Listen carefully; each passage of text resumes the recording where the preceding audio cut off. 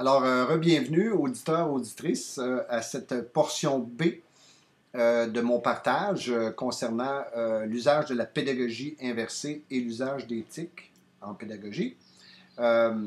Portion B, pratique, qui est en lien, encore une fois, avec le partage que j'ai fait le 1er mai au Collège Marie-Victorin dans le cadre de nos midis pédagogiques.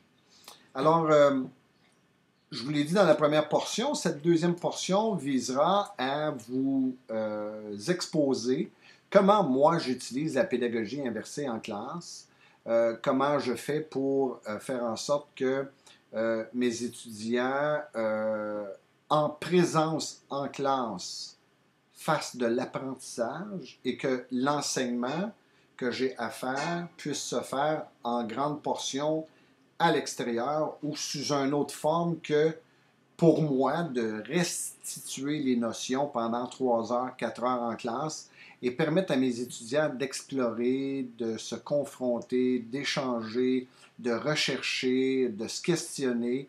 Et c'est cette façon-là qui fait en sorte que l'étudiant peut apprendre beaucoup mieux que simplement d'écouter un enseignant lui parler pendant 3 heures. Donc, rappelons un peu la définition qu'on s'était donnée dans la portion A sur la pédagogie inversée.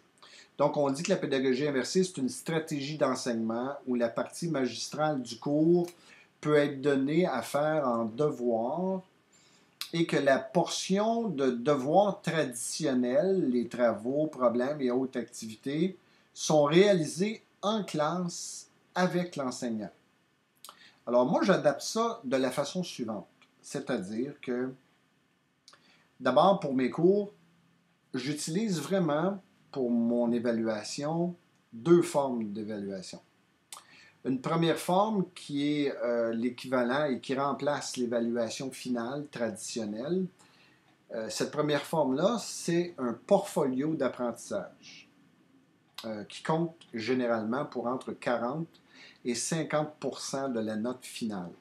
Et ce portfolio d'apprentissage, il est fait tout le long de la session, à partir de la leçon 1 jusqu'à la leçon 12, avec une période d'évaluation formative qui sera faite à peu près aux environs de la 6e leçon. Alors ça, c'est ma première forme d'évaluation en classe. Et ma deuxième forme d'évaluation en classe, ce sont des devoirs et des activités pratiques authentiques en lien avec les théories qu'on étudie en classe et qui seront faits par les étudiants en classe et non plus à l'extérieur.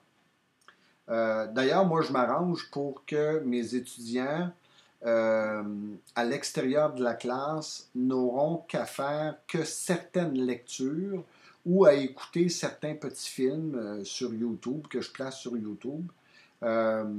J'essaie autant que possible de faire en sorte que tous les travaux qu'on fait en classe, qu'on a à faire pour le cours, les travaux sommatifs, sont faits en classe et non à l'extérieur de la classe. Tout simplement parce que je veux, encore une fois, m'assurer que l'apprentissage se fasse en classe et qu'à la limite, l'enseignement puisse se faire à partir de l'extérieur de la classe d'une autre forme que celle où moi, je serai là en train de restituer des notions pendant 3 heures. En général, en gros, là, si je pourrais vous expliquer comment je fonctionne, par exemple, sur un cours, sur une leçon de 3 heures, mon cours sera réparti généralement de la façon suivante. D'abord, il y aura une portion théorique qui demeure quand même essentielle à faire en classe. Un petit peu de magistral que je vais faire, moi, en classe. Et généralement, cette petite portion-là de magistral dépassera rarement ou jamais 40 ou 45 minutes au début du cours. Donc, pendant cette période-là, moi, je vais mettre en place les bases théoriques que je juge essentielles à transmettre et à expliquer aux étudiants. Souvent, ces bases théoriques-là seront en lien avec un texte que l'étudiant aura eu à lire avant de venir en classe ou seront basées sur un petit film qu'ils iront voir sur YouTube que j'aurais fait à ce moment-là ou que d'autres enseignants auront mis en lien et qui permettent aussi à d'autres enseignants de les utiliser. Alors donc, première petite portion théorique, 40 minutes, 45 minutes en classe. Bon, il y a évidemment la fameuse pause de 15-20 minutes qu'on prend dans nos cours de 3 heures. Et ensuite, les 2 autres heures du cours seront divisées en 2 portions. Il y aura une portion d'environ 60 minutes qui portera sur les notions magistrales du cours et qui seront faites dans le portfolio d'apprentissage. Et ensuite, il y aura une dernière portion sous forme d'un devoir ou d'un travail pratique ou d'un problème ou d'une mise en situation qui seront faits en classe, toujours sous forme d'un travail sommatif qui va compter pour la note finale. Donc, 40 minutes de théorie, une pause, 1 heure de travail sur le portfolio d'apprentissage, sur les contenus magistraux du cours, sur les portions théoriques, et 1 heure de travail sur des travaux sommatifs, problèmes et autres activités authentiques que les étudiants ont à faire en lien avec la théorie. Maintenant, tout ça est sommatif. Hein? On s'entend que les devoirs, les travaux pratiques, les études de cas, les problèmes que les étudiants font sous le format devoir, c'est sommatif. Ça compte pour en général 50% de la note finale, 50 à 60% de la note finale. C'est réparti en général sur 15 leçons, pour la plupart de mes cours, entre 4 et 6 devoirs. Certains prendront une leçon à faire, d'autres prendront plusieurs. On va les échelonner sur 2 leçons. Et ces devoirs-là sont remis à l'enseignant et je corrige ces devoirs.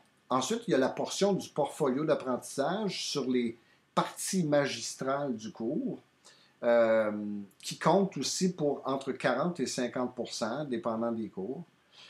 Et à l'intérieur du portfolio d'apprentissage, les étudiants vont avoir à travailler sur des portions magistrales de mon cours.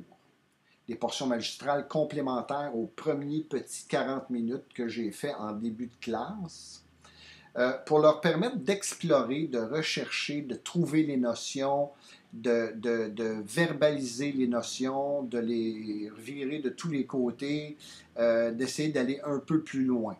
Alors, comment je fais ça dans le portfolio d'apprentissage? En général, les portfolios d'apprentissage seront composés de 10 à 12 activités à faire en classe.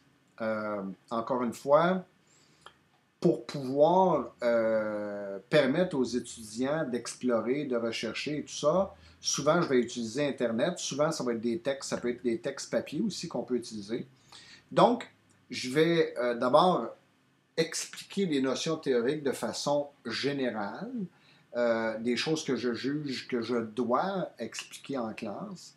Et ensuite, je vais, dans la deuxième portion du cours, faire travailler les étudiants dans le portfolio sur une réflexion en lien avec les notions théoriques qu'on a fait en classe, mais en allant plus loin, en trouvant eux-mêmes certaines choses, en explorant, en réalisant certaines choses, en m'expliquant certaines choses, en me donnant des exemples pratiques sur les notions théoriques qu'on a vues.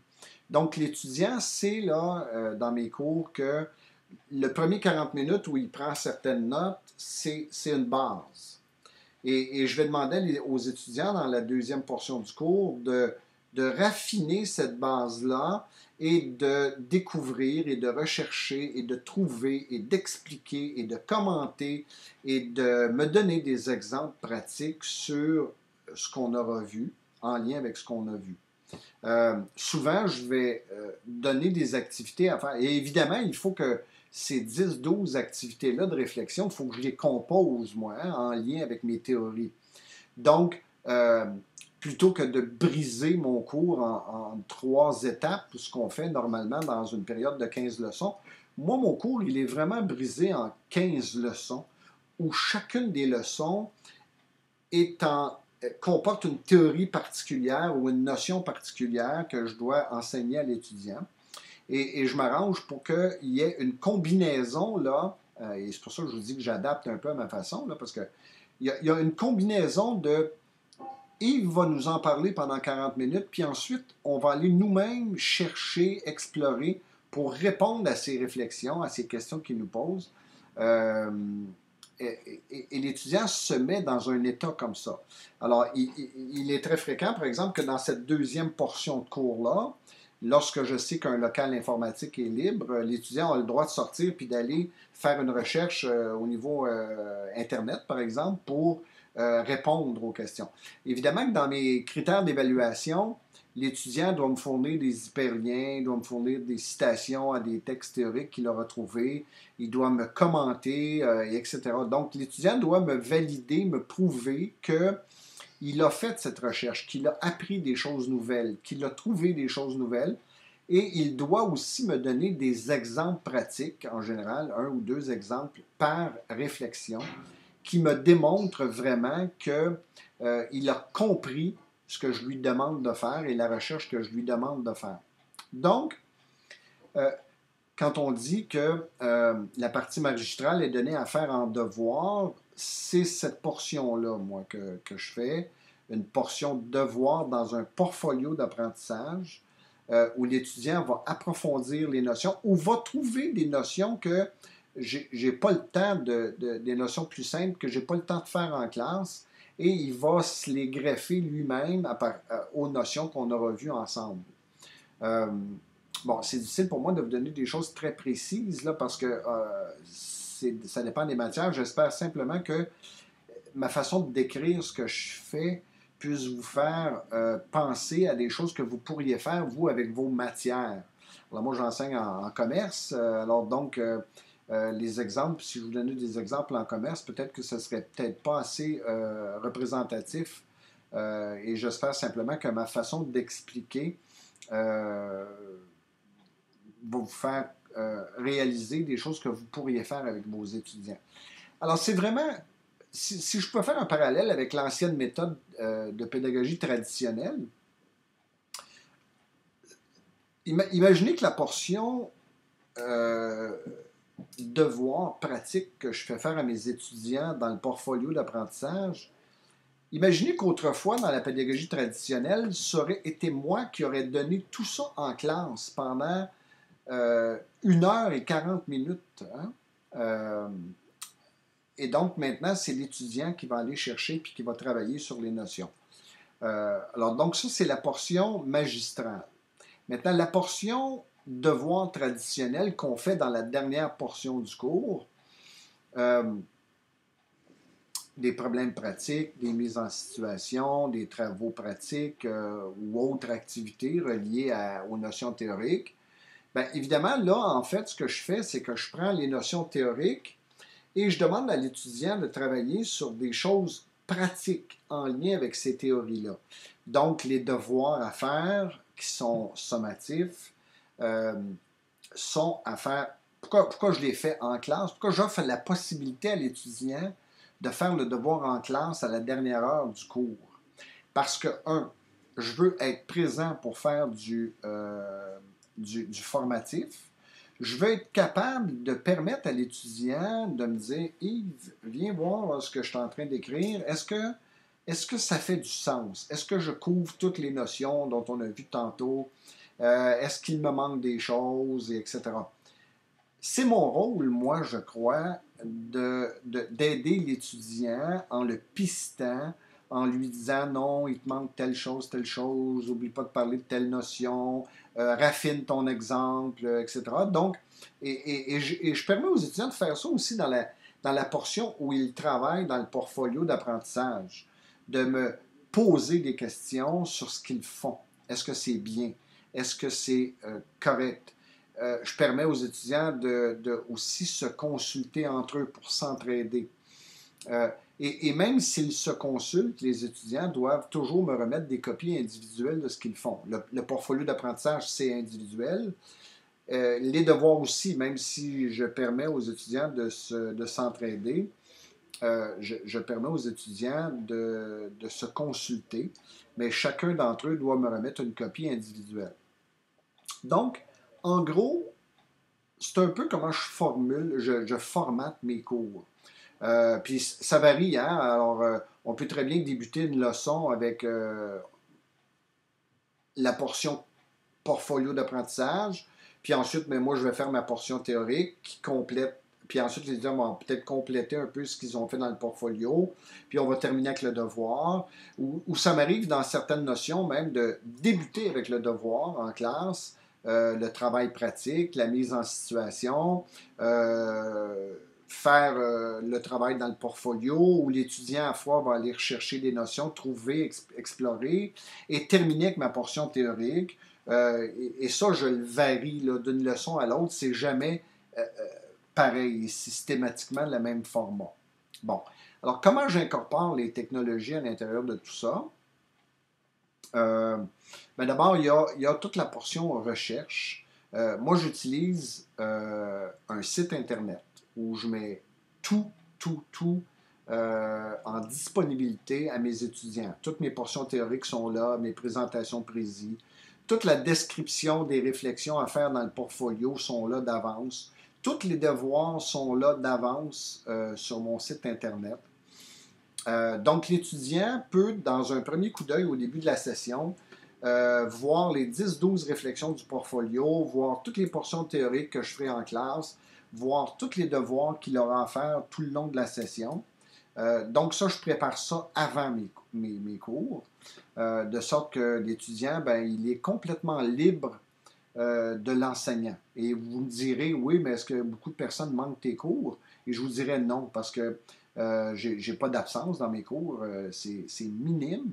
Même si l'étudiant, théoriquement, peut tout avoir en disponibilité sur mon site Internet, les étudiants savent très bien que pour bien répondre à la portion réflexion du portfolio d'apprentissage, ils ont besoin de mon petit 40 minutes de magistral. Là. Et s'ils n'ont pas ce petit 40 minutes de magistral, ils ne pourront pas bien faire la portion réflexion dans le portfolio d'apprentissage. Et comme elles veulent avoir de très bonnes notes, ben, elles se rendent compte que oui, il faut que j'aille en classe. Puis il faut que Yves je puisse pouvoir lever la main puis lui demander de venir m'aider. Je vais être capable de consulter mes confrères, consoeurs aussi. Donc, cette mauvaise conception qu'on a de dire, ben, si on donne à nos étudiants en disponibilité tout ce qu'il faut pour travailler les leçons, ils ne viendront pas au cours, c'est faux. Ils ont besoin de venir au cours pour apprendre. Ils savent que s'ils viennent au cours, ils vont apprendre des choses de façon différente. Maintenant, alors j'utilise un site Internet où je mets toute ma documentation en disponibilité. Toutes les réflexions pour le portfolio d'apprentissage sont là. Mes grilles d'évaluation sont là disponibles aussi. Je mets aussi des exemples de travaux d'étudiants des années précédentes qui ont eu des notes presque excellentes, là, entre 90 et 100 soit pour les réflexions du portfolio ou pour les devoirs. Donc, ils ont une quinzaine d'exemples qu'elles peuvent aller consulter puis voir. Évidemment, je fais surveillance beaucoup pour le plagiat, puis il n'y en a pas parce qu'ils savent très bien que si c'est disponible sur Internet puis que c'est là ouvert à tout le monde, là, c'est très intimidant pour eux de faire un copier-coller du travail d'un étudiant d'une année précédente. Ça m'est jamais arrivé, jamais. Et Dieu sait que je surveille ça, puis je les connais, les travaux que je mets là en exemple. Donc, les étudiants ne font pas ça. Donc, j'utilise un site Internet. J'utilise aussi Facebook. J'ai un Facebook de classe. J'utilise Facebook pour deux raisons. D'abord, pour communiquer avec mes étudiants en temps réel. Je peux répondre à mes commentaires sur Facebook, peu importe où je suis, sur mon iPhone, sur mon ordinateur à la maison ou sur mon ordinateur au cégep. À chaque fois que je suis présent, j'ouvre mes plateformes et si un étudiante me pose une question sur Facebook, je lui réponds dans les prochains 4 minutes. Ça, c'est sans exception. je me rendais compte que les étudiants utilisent très peu Mio. Souvent, si on leur envoie un courriel par Mio, ils vont carrément ne pas les lire ou les lire une semaine après. Donc, moi, j'oblige les étudiants à cliquer j'aime sur mon Facebook de classe, qui n'est pas mon Facebook privé en passant. Et j'utilise Facebook pour communiquer avec eux. Donc, si une étudiante, par exemple, dans le cadre d'un cours, l'étudiant n'a pas réussi à terminer sa portion de devoir et qu'elle est obligée de le faire à la maison, et que là, elle me pose une question sur le mur Facebook, lorsque je réponds, les 87 étudiantes qui sont dans le même cours qu'elle, dans 4 classes, là, voient la réponse sur leur Facebook et reçoivent une notification avec la question et la réponse. Donc, ça m'empêche de répéter les mêmes réponses aux questions 20 fois. Autrefois, j'avais peut-être 7-8 étudiantes qui pouvaient me poser la même question par Mio. J'étais obligé de répondre 20 fois.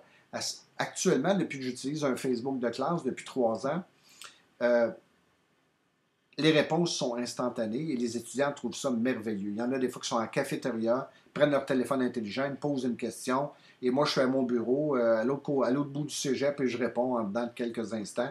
Les réponses sont instantanées, ou ils sont à la bibliothèque, puis ils prennent leur téléphone intelligent pour me poser une question pendant elles terminent un devoir ou une réflexion dans le portfolio. Parce que ce qu'il faut comprendre, c'est même si je donne tout le temps en classe pour à peu près tout faire en classe, inévitablement, il y a peut-être, je vous dirais, 60% des étudiants qui vont être obligés de terminer une petite portion de réflexion de portfolio puis une petite portion de devoir à l'extérieur.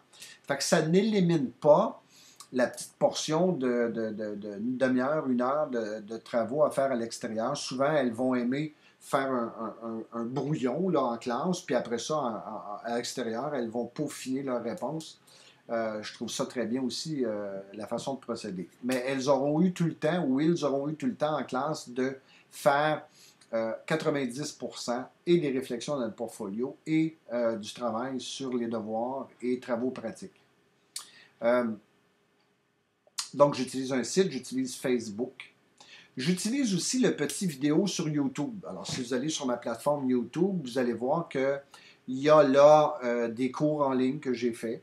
Il va m'arriver maintenant, et j'ai commencé ça cette session-ci,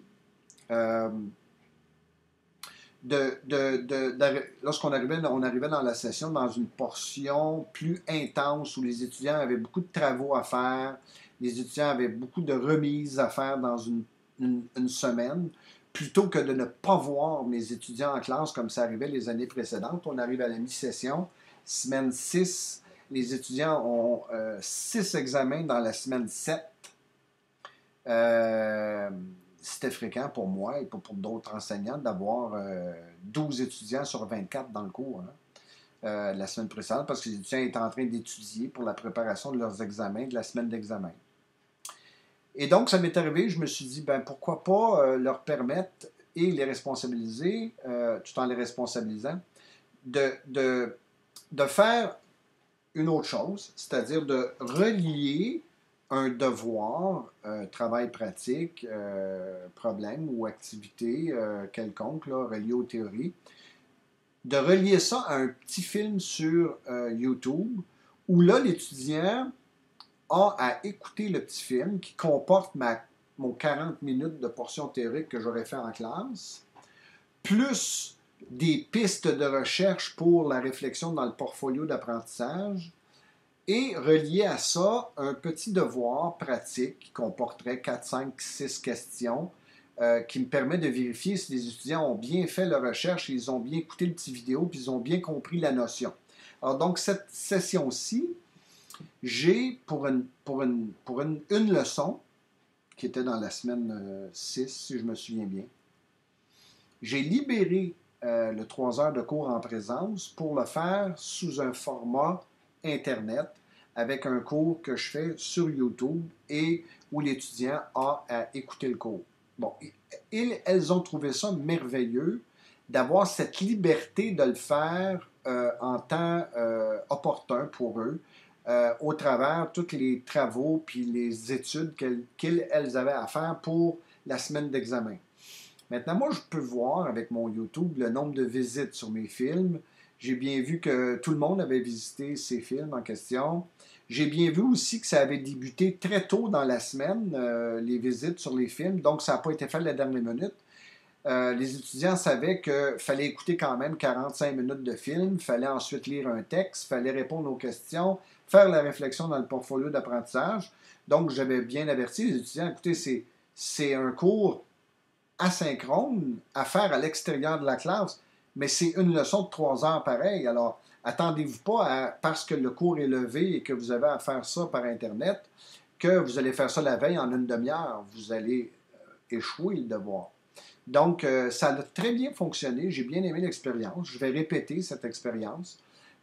Évidemment, je vous disais en portion, dans le petit film portion A que c'est une question de mind-setting et de faire ça graduellement. Donc, et d'amener de la variété. Donc, quand je vous dis que je varie mes formats de leçons, que de temps à autre, l'étudiant a à aller voir un petit film sur YouTube pour se préparer soit à la leçon ou pour carrément faire la leçon de façon asynchrone à l'extérieur du lieu physique, ben, ça devient intéressant pour l'étudiant parce que justement, ça fait de la variété et l'étudiant trouve ça intéressant. Donc, c'est un peu comment j'applique, moi, cette stratégie d'enseignement. Je fais à peu près, en réalité, ce que je pourrais vous dire, c'est que je fais à peu près la moitié de la portion théorique dans mon petit 40 minutes de magistral, qui, à mon sens, est le maximum qu'un étudiant peut supporter aujourd'hui. Là. Euh, et donc, l'autre portion du magistral, c'est l'étudiant qui le fait dans le portfolio d'apprentissage. Encore une fois, pourquoi 10 à 12 réflexions? Ben parce que, en général, dans la plupart des cours qu'on donne, là, si on regarde bien dans les plans de cours, les plans cadres, les anciens plans cadres, là, si on regarde les contenus essentiels qu'on a à transmettre à nos étudiants ou à donner à nos étudiants, c'est rare que ça dépasse 12 notions globales qui sont vraiment englobantes là, et complètes. Donc, c'est pour ça que c'est à peu près le nombre de réflexions qu'on va retrouver dans le portfolio d'apprentissage. Euh, Est-ce que c'est facile à corriger les portfolios d'apprentissage? Je vous dis tout de suite non, parce que je me retrouve avec des travaux en fin de session qui ont entre 35 et 65 pages, euh, avec des réflexions. Par contre, je considère que les étudiants apprennent beaucoup mieux en faisant ça. Euh, je m'arrange aussi pour leur permettre à la mi-session de me remettre une petite portion du portfolio, 5, 6 réflexions. Et là, je fais une évaluation formative en lui disant, voilà, si tu me remettais tout ton portfolio de cette façon, voici ce qui manque. Euh, Vous allez deviner aussi que mes grilles d'évaluation sont très différentes des grilles d'évaluation traditionnelles qu'on va retrouver pour un examen, par exemple. Alors donc, j'évalue les compétences transversales, dans mes critères d'évaluation, il y a des choses en lien avec la présentation du portfolio, avec les hyperliens que les étudiants pourront faire avec d'autres sites ou d'autres textes, les citations, les exemples pratiques. Donc, évidemment, quand l'étudiant travaille sur une notion magistrale, euh, on n'est pas dans c'est la bonne réponse, c'est la mauvaise réponse. Hein? Alors, moi, je dis souvent aux étudiants, le portfolio, c'est une façon pour vous de me démontrer que vous comprenez et que vous apprenez, en lien avec les devoirs aussi qu'on va faire en classe. Ben, c'est une façon pour vous de vraiment me démontrer que vous avez appris. Je trouve que c'est une façon plus performante. D'ailleurs, depuis que j'ai commencé à utiliser cette façon de faire, et mes critères ne sont pas moins sévères qu'ils étaient auparavant. Mais depuis que j'ai commencé à faire cette méthode inversée où les étudiants travaillent sur une partie magistrale dans un portfolio, les étudiants travaillent sur des devoirs et problèmes en classe avec mon aide, avec l'aide des confrères consoeurs. Mes moyennes de classe ont augmenté d'à peu près 10%, alors qu'elles se situaient entre 68 et 72 il y a 12 ans, 10 ans. Les moyennes de classe aujourd'hui se situent entre 78 et 82. et pas parce que c'est plus facile, parce que je vous dis que la plupart des étudiants trouvent que de travailler sur des réflexions dans un portfolio et travailler sur des devoirs pratiques comme ça en classe, ils trouvent ça plus pratique parce qu'on fait beaucoup en classe, mais ils trouvent ça beaucoup plus de travail que de simplement étudier et de répondre à un examen. Alors, je vous disais que j'utilisais Facebook là, pour communiquer avec mes étudiants, mais je m'en sers aussi d'une autre façon dans certains de mes cours. Dans le but de permettre aux étudiants de donner leur opinion, de pouvoir voir un peu ce que les autres pensent, de réfléchir un peu plus aux notions théoriques, ce que je fais aussi avec Facebook, et souvent c'est sommatif, ça va valoir pour 5 points pour certains cours, pour 10 points pour d'autres, je vais poser sur Facebook des questions additionnelles en lien avec les théories. Et les étudiants sont invités à venir répondre à la suite sur, la question sur le mur de Facebook à la question que je pose. Évidemment que ce n'est pas des questions du type quelles sont les 2 vitamines de l'orange principale. Là, bon, c'est des questions qui demandent à l'étudiant une opinion personnelle. C'est des questions qui demandent à l'étudiant de se prononcer, de prendre position. Et souvent, ce que j'aime, moi, c'est que les étudiants vont, supposons que l'étudiant est la 10e à répondre, bien, elle va prendre le temps d'aller lire ce que les autres ont répondu, puis elle vient me dire, par exemple, moi, je suis d'accord avec Mélanie, mais je ne suis pas d'accord avec Jonathan qui a répondu que, et voici mon opinion.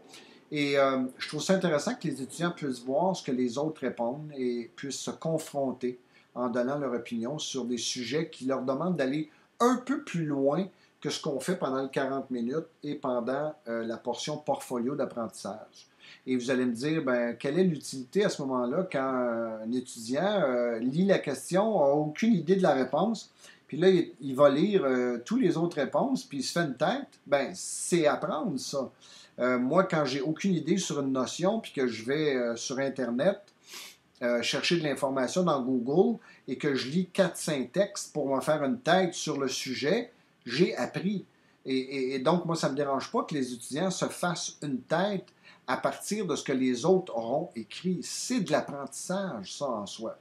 Donc, Facebook me sert à ce niveau-là, là, communiquer, et il me sert aussi pour des questions additionnelles. Si jamais vous allez sur mon lien de Facebook de classe, vous allez pouvoir voir là, au fil des années les réflexions que les étudiants font sur les questions additionnelles que je fais.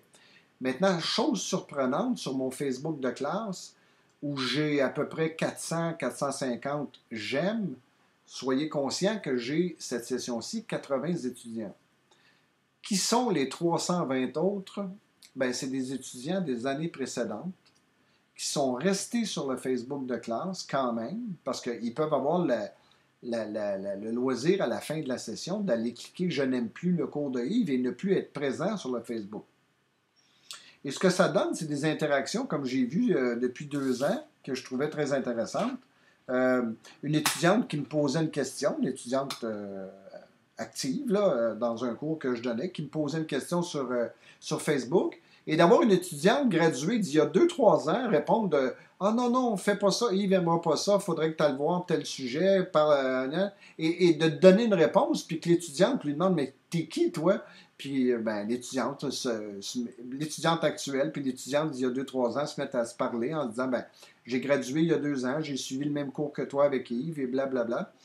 Et je trouve ça vraiment amusant de voir cette interaction-là entre d'anciennes étudiantes et des nouvelles, souvent. C'est pas arrivé fréquemment, mais c'est arrivé à 3 reprises. Ou carrément, à 2 reprises, ce que j'ai eu, c'est poser une question additionnelle sur Facebook et d'avoir une étudiante graduée de l'année passée venir donner son opinion. Parce qu'elle n'avait pas donné l'année précédente ou que ça l'intéresse de donner son opinion. Puis des étudiants en classe qui me disent « C'est qui ça, elle? Comment ça se fait qu'elle répond? Elle n'est pas dans notre cours. » Et je lui dis « C'est une étudiante de l'année passée ou de l'année précédente là, qui a décidé de répondre à la question additionnelle. » Alors Facebook, c'est quelque chose d'intéressant. Je ne suis pas rendu à utiliser Twitter encore, mais éventuellement je l'utiliserai. Cette session-ci, ce que j'incorpore, c'est les petits vidéos, les petits films que je fais sur les théories, sur les notions théoriques. Essayer d'incorporer dans mes classes des classes asynchrones où l'étudiant va faire le cours à l'extérieur à partir de chez lui, à partir du petit film que je fais sur vidéo. Et c'est la portion que j'expérimente un peu plus cette année. Alors donc, pour résumer, portion magistrale faite dans un portfolio d'apprentissage sous forme de réflexion, combinée avec une portion magistrale que je fais en classe, donc je n'ai pas complètement abandonné le magistral, je l'ai simplement réduit de 3 heures à 40 minutes. Et ça, en soi, pour les nouvelles générations multitâches, là, c'est amplement. Certains cours où je vais être obligé d'aller jusqu'à 1 heure de théorie, je vais bien avertir mes étudiants, écoutez les étudiantes, les filles, les gars, vous savez, vous connaissez comment on travaille, vous êtes habitués à mon 40 minutes de théorie avec la portion portfolio. Pour cette matière-là qu'on fera aujourd'hui, je vais avoir besoin de votre attention pour 1 heure. Soyez avec moi, là, c'est important pour que vous puissiez faire votre réflexion dans le portfolio de façon intéressante. Et là, les étudiants sont là. Ils savent. Là, Yves nous l'a dit, là, puis il nous fait confiance, puis il nous dit, ben, soyez attentifs, soyez avec moi pour 1 heure. Là, ça va être une exception aujourd'hui. Donc, ça m'arrive de le faire aussi, sauf que c'est vraiment réduit par rapport à ce que je faisais autrefois. Encore une fois, tous mes textes, moi, théoriques, tous mes documents de classe sont sous format soit PDF ou sous format hyperlien sur Internet et sont tous en disponibilité sur mon site Internet. Donc, en théorie, moi, je n'imprime plus de ce qu'on appelle le fameux codex qu'on faisait autrefois, là, avec des feuilles théoriques et des notions théoriques imprimées. Je me sens beaucoup plus environnemental de le faire de cette façon et de permettre à l'étudiant, par exemple, de télécharger les fichiers PDF sur une clé mémoire et de garder en hyperlien toutes les notions théoriques que j'ai trouvées ici et là sur Internet, soit d'un autre enseignant, soit d'une université, soit d'un volume sur Google Book, etc. Donc, l'étudiant peut garder trace des notions théoriques. Certains de mes cours sont faits avec un volume. À ce moment-là, j'utilise une autre façon de faire qui est un petit peu différente. Là, lorsque j'utilise un volume pour, euh, comme référence pour le cours, comme par exemple dans un cours que je donne qui s'appelle Commerce de gros, les réflexions que les étudiants ont à faire dans le portfolio portent sur des choses qui sont dans les textes du volume. Et moi, ma portion en classe de théorie euh, n'est pas de restituer ce qu'il y a exactement dans le volume. Alors, l'étudiant a à lire le chapitre, par exemple. Alors, je pense au volume en question, qui a 15 chapitres, 15 leçons. Donc, on voit 13 chapitres sur les 15. Donc, l'étudiant est au courant avant chaque leçon que pour venir en classe et trouver le cours intéressant, il devra avoir lu le chapitre avant de venir en classe. Et il sait très bien, l'étudiant, que pendant 40 minutes, je ne serai pas en train d'ouvrir le livre et de lui répéter ce qu'il aura lu. Donc, mon 40 minutes, moi, en classe, va être sur beaucoup plus de l'apprentissage pratique sur ce qui a été lu en classe avec des exemples de la vie, avec des exemples du milieu du travail. Donc, puis ensuite, je vais leur demander d'aller travailler dans le portfolio d'apprentissage pour euh, euh, explorer encore plus les notions théoriques de chacun des chapitres. Euh, donc, c'est un peu la façon que je fais à ce moment-là, là, lorsque je travaille avec un volume de référence en classe. Il y aura quand même sur mon site Internet des hyperliens vers d'autres textes, vers d'autres fichiers PDF, par exemple, que j'aurai trouvés, qui seront pertinents au chapitre que j'expose en classe.